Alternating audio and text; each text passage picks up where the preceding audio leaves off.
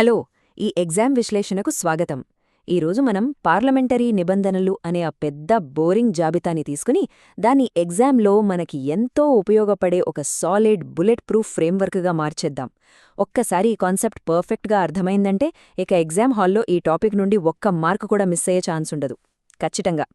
సరే, ముందుగా మనం ఫాలో అవ్వాల్సిన రోడ్ మ్యాప్ ఒకసారి చూద్దాం.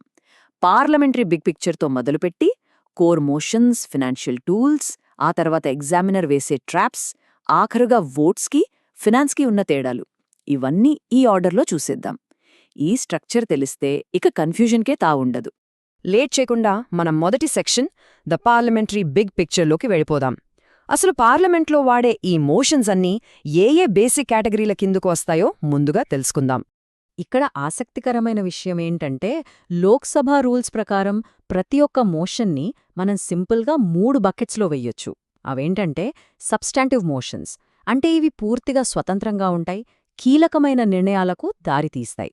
రెండోది సబ్స్టిట్యూట్ మోషన్స్, పేర్లోనే ఉంది కదా, ఇవి ఒరిజినల్ మోషన్ని రీప్లేస్ చేస్తాయి. ఇక మూడోది సబ్సిడియరీ మోషన్స్, ఇవి స్వతంత్రంగా ఉండలేవు, ఇవి ఎప్పుడూ మరో ప్రధాన మోషన్ పైన ఆధారపడే ఉంటాయి. అసలు పార్లమెంట్లో ఉపయోగించే ఈ ప్రధాన టూల్స్ అన్నింటినీ ఎలా గుర్తుపెట్టుకోవాలి? దానికొక సూపర్ ట్రిక్ ఉంది. అదే నార్క్ క్యాప్స్. ఎన్ అంటే నో కాన్ఫిడెన్స్, ఏ అంటే అడ్జర్న్మెంట్, ఆర్ అంటే రిమూవల్, సితో సెన్సార్ మరియు కాలింగ్ అటెన్షన్, పీతో ప్రివిలేజ్, ఎస్ అంటే సబ్స్టిట్యూషన్. చూశారుగా, ఈ నార్క్ క్యాప్స్ ట్రిక్ ఒకటి మైండ్లో లాక్ చేసుకుంటే సగం పనైపోయినట్లే. ఇక్కడి నుండి మన రెండో సెక్షన్ మొదలవుతుంది, కోర్ మోషన్స్ అండ్ నిమోనిక్స్. ఈ ప్రధానమైన మోషన్స్ ఎలా పనిచేస్తాయో కరెక్ట్గా ఇమాజిన్ చేసుకోవాలంటే మన పార్లమెంటును ఒక పెద్ద యుద్ధభూమిగా ఊహించుకుందాం. అవును, అదొక పాలిటిక్స్ బ్యాటిల్ ఫీల్డ్. ఈ యుద్ధభూమి ఎగ్జాంపుల్తో చూడండి, అంతా ఎంత క్లియర్గా అర్థమవుతోందో. నో కాన్ఫిడెన్స్ మోషన్ అంటే ఏకంగా రాజును పదవిలోంచి దించేయడం లాంటిది. అడ్జర్న్మెంట్ అంటే అప్పటికప్పుడు జరుగుతున్న యుద్ధాన్ని ఆపేయడం. సెన్సార్ అంటే రాజు తీసుకున్న నిర్ణయాలను తీవ్రంగా విమర్శించడం. ఇక ప్రివిలేజ్ మోషన్ అంటే రూల్స్ బ్రేక్ చేసిన వాళ్లకి శిక్ష విధించడమన్నమాట. భలే ఉంది కదూ ఈ కంపారిజన్? ఇప్పుడు మన యుద్ధభూమిలో ఆ 2 పవర్ఫుల్ అస్త్రాల్ని పక్కపక్కన పెట్టి పోల్చి చూద్దాం. నో కాన్ఫిడెన్స్ మోషన్ అనేది మొత్తం మంత్రిమండలిని టార్గెట్ చేస్తోంది. అది పాస్ అయితే ఇక అంతే, ప్రభుత్వం మొత్తం రాజీనామా చేయాల్సిందే. కానీ సెన్సార్ మోషన్ అలా కాదు. అది కేవలం కొన్ని విధానాలనో నిర్ణయాలనో మాత్రమే విమర్శిస్తుంది. దీనివల్ల ప్రభుత్వం రాజీనామా చేయాల్సిన అవసరం అస్సలుండదు. ఇది చాలా ముఖ్యమైన డిఫరెన్స్ సుమా. అయితే ఒక నో కాన్ఫిడెన్స్ మోషన్ను సభలో ప్రవేశపెట్టాలంటే ఊరికే కుదరదు. దానికి ఖచ్చితంగా ఓ నంబర్ కావాలి.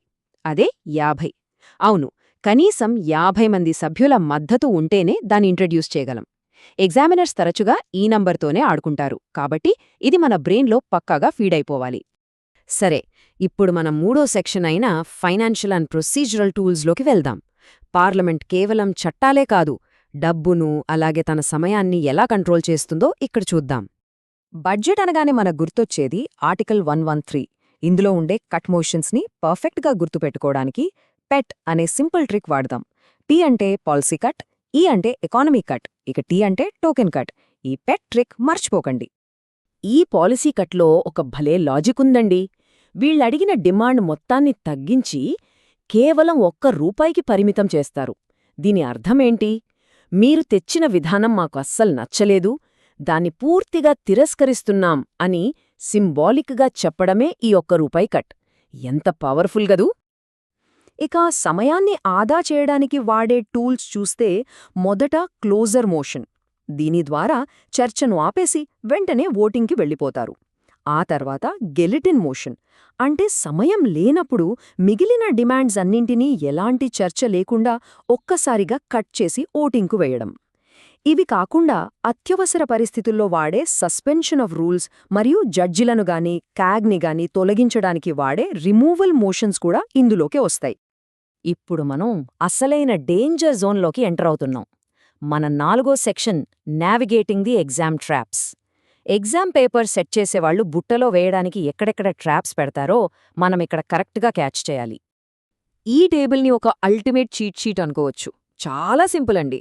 నో కాన్ఫిడెన్స్ అడ్జాయిన్మెంట్ మరియు కట్ మోషన్స్ లాంటివి కేవలం లోక్సభలో మాత్రమే ప్రవేశపెట్టగలం. అదే కాలింగ్ అటెన్షన్, ప్రివిలేజ్ మోషన్స్ అయితే 2 సభల్లోనూ వాడొచ్చు. ఎగ్జామ్ హాల్లో మార్కులు పోకూడదంటే ఏది ఎక్కడ ప్రవేశపెడతారో మనకి పక్కాగా తెలుసుండాలి. ఇక్కడ ఇంకో చిన్న లాజిక్ ఉంది. ఒకవేళ అది కేవలం డిస్కషన్ మాత్రమే అనుకోండి, అక్కడ ఓటింగ్ ఉండదు. ఇది గుర్తుపెట్టుకుంటే చాలు. ఉదాహరణకు no confidence motion, cut motion ఇవన్నీ సీరియస్ విషయాలు కాబట్టి వీటికి ఖచ్చితంగా ఓటింగ్ ఉంటుంది. కానీ calling attention, short duration discussion లాంటి వాటిల్లో ఓటింగ్ ఉండదు. ఎంత ఈజీ కదా! ఇప్పుడు అసలైన హిడెన్ ట్రాప్ ఒకటి చెప్తాను వినండి.